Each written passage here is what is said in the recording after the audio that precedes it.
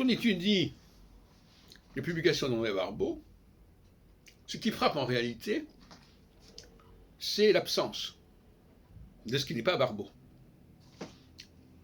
À ma connaissance, 90% des publications sur l'astrologie mondiale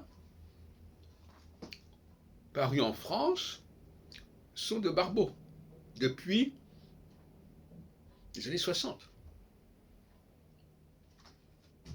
Avec la crise mondiale de 65, qui a été le premier ouvrage majeur d'André Barbeau consacré à l'astrologie mondiale.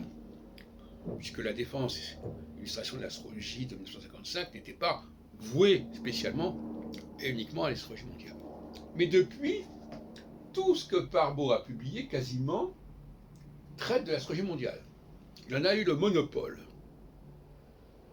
Et donc on peut dire que c'est une sorte de création médiatique, quelque part.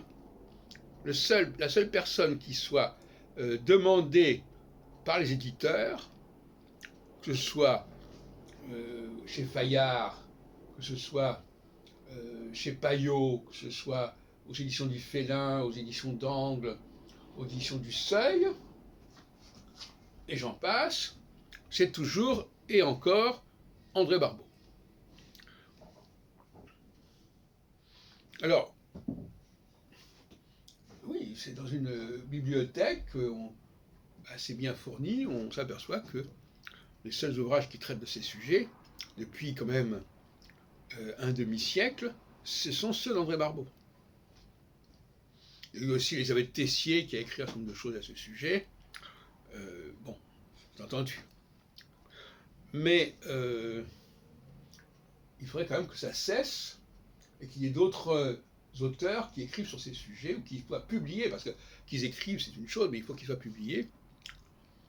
Et je crois que Charles Ridoux aussi a fait quelque chose, Miguel de Pablos, etc. Enfin, ça. Bon, mais enfin, c'est assez périphérique. Et ce monopole, il est tout à fait inacceptable, bien évidemment.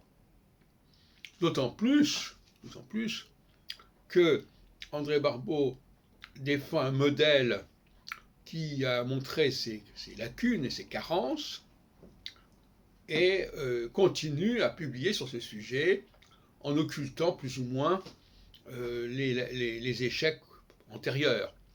Deux types d'échecs, soit il a annoncé quelque chose qui n'existerait pas, soit il n'a pas annoncé quelque chose qui a existé.